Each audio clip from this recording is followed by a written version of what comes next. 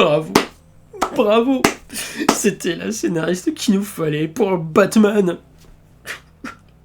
Comme vous pouvez le voir, Christina Hodson est donc serait, parce que ça n'a pas été encore officiellement confirmé par James Gunn, mais il semblerait que Christina Hodson soit la scénariste du prochain film Batman. Alors quand je dis prochain film Batman, je ne parle pas du film de Matt Reeves, de la partie 2 donc, avec Robert Pattinson, un film qui ne cesse d'être reporté. Il est déjà sorti en 2022, le premier là, et je crois que la suite est prévue pour 2028, peut-être, 2029, 2030, on verra.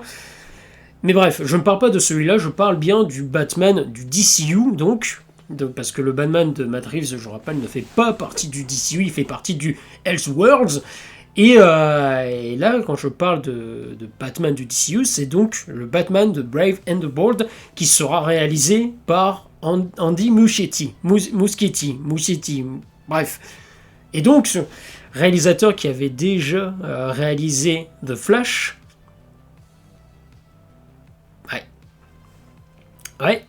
Oui, tout à fait. Et d'ailleurs, Christina Hodson était également la scénariste de The Flash et de Birds of Prey.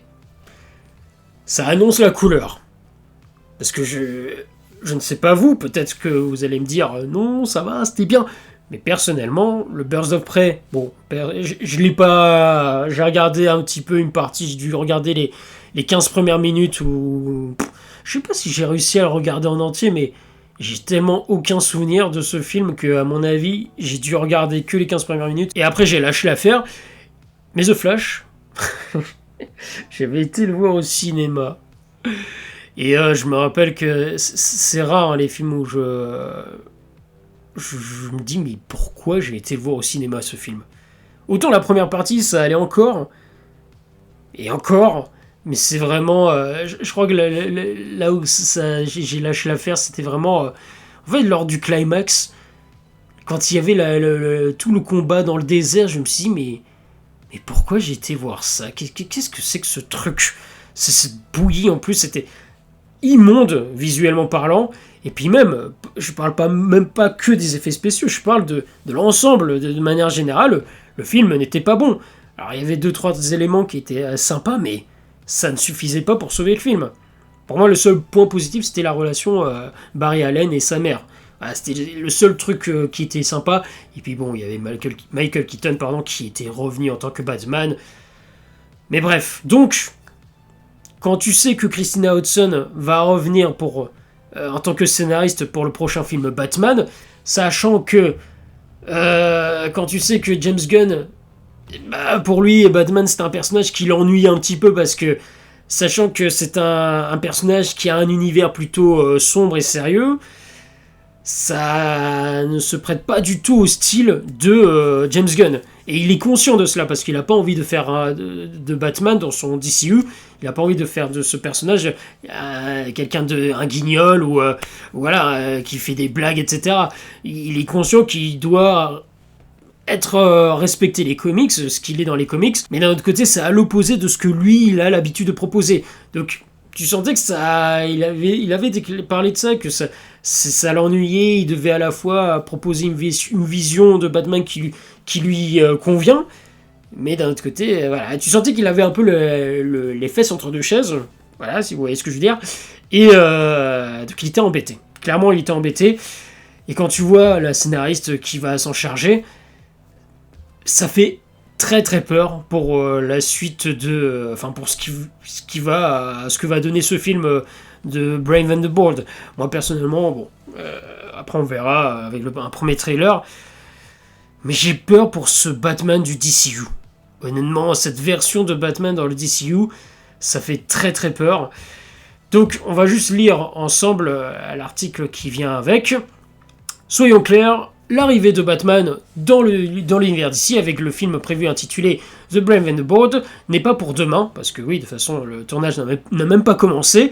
Ça se trouve, ils vont nous annoncer dans quelques mois que finalement c'est annulé, parce que, c'est un peu compliqué au niveau du DCU. Avant cela, James Gunn, co-PDG du studio, souhaite que la suite, The Batman Part 2, qui ne fait pas partie de l'univers d'ici, comme je le disais tout à l'heure, bénéficie de sa visibilité. Et son tournage n'a même pas encore commencé. Pour l'instant, tout ce qui concerne The Brave and the Bold reste donc purement hypothétique.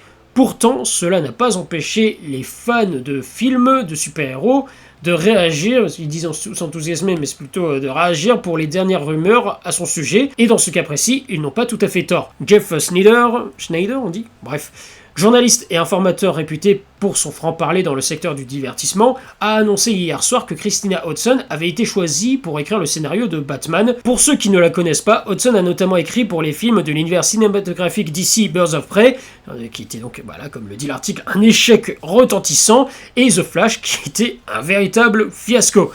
Et il y avait aussi Batgirl, et d'ailleurs ce film, en parlant de Batgirl, n'est jamais sorti au cinéma, alors que le film était quasiment fini. Je crois même qu'il était terminé, hein. Ils avaient tout terminé au niveau de la post-prod, et il suffisait juste à ce qu'ils sortent au cinéma, mais non, finalement, ils ont senti que ça allait faire perdre trop d'argent, même s'ils en ont perdu, hein, parce que le film, ça a coûté quand même une certaine somme. Alors je crois pas qu'il avait coûté si cher que ça, je crois qu'on était en dessous quand même des 150 millions de dollars, mais c'était quand même un sacré budget. Mais voilà, c'était pas aussi énorme qu'un autre blockbuster aujourd'hui qui coûte environ dans les 200, 250. Donc voilà, ça restait bien en dessous, mais ça restait quand même une somme importante. Et donc dans tous les cas, ils ont perdu de l'argent, mais ils étaient convaincus que en le sortant au cinéma, ils allaient perdre encore plus d'argent. Donc, bon. Voilà, je suis quand même assez curieux de voir ce que ça aurait pu donner, mais je pense que ce film, on ne le verra jamais. Et puis en plus, il y avait Brendan Fraser dans ce film. Bon, je ne sais pas s'il avait un rôle hyper important, mais enfin bref. Elle a également écrit le scénario de Bumblebee, le spin-off de Transformers, plutôt réussi. C'est vrai que pour le coup, moi, Bumblebee, même si je suis plus team voilà, Transformers à la Michael Bay, mais je l'avais trouvé sympa, le Bumblebee. Bah, c'était pas incroyable, mais bon, il y avait un petit côté géant de fer et tout qui était bon, plutôt sympa. Un parcours mitigé, certes, pour la scénariste, mais qui n'inspire guère confiance, surtout quand on sait qu'Andy Muschietti, le réalisateur de The Flash, a déjà été choisi pour réaliser le nouveau Batman. C'est-à-dire que quand on sait que pour le film The Flash, on a eu d'un côté le réalisateur Andy Muschietti plus Christina Hodson, pardon. Eh bien, les deux ensemble, on a eu comme résultat le film The Flash.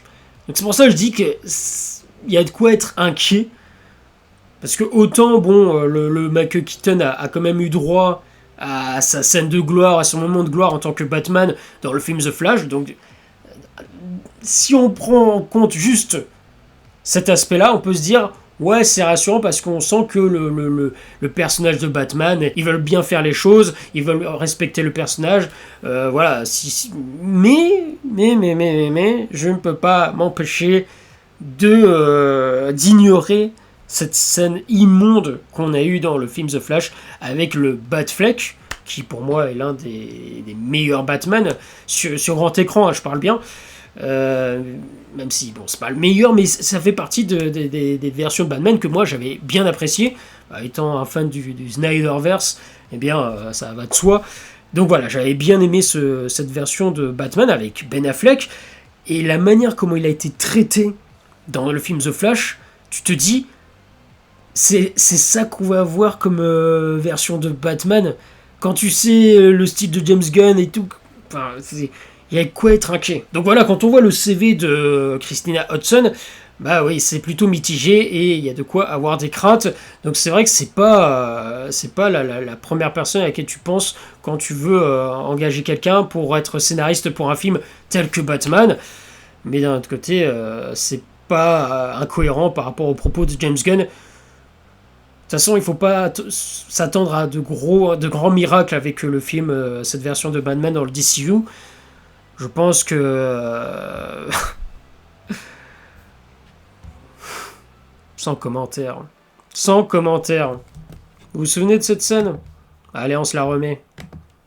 On va se refaire cette scène. Salut. Bonjour. Jolie la tenue. C'est la classe, Flash. Ah, c'est gentil. Et toi surtout, ne me remercie pas. Mon ego est bien trop gros pour que je m'abaisse à dire merci. Regarde la tête qu'il fait. Qu'est-ce que c'est que ça? Une image de toute puissance pour compenser le trauma que j'ai subi enfant. J'ai subi du trauma enfant, moi aussi. Déjà, quand je suis né, ma mère... Le lasso de vérité. On ne se lasse pas du lasso. Faut aussi bien me donner tout mon argent. Pour éradiquer le crime, je devrais combattre la pauvreté. Ouais, je sais que le sexe, ça existe. Le truc, c'est que j'ai jamais pratiqué. Bon, eh bien. Voilà. Voilà.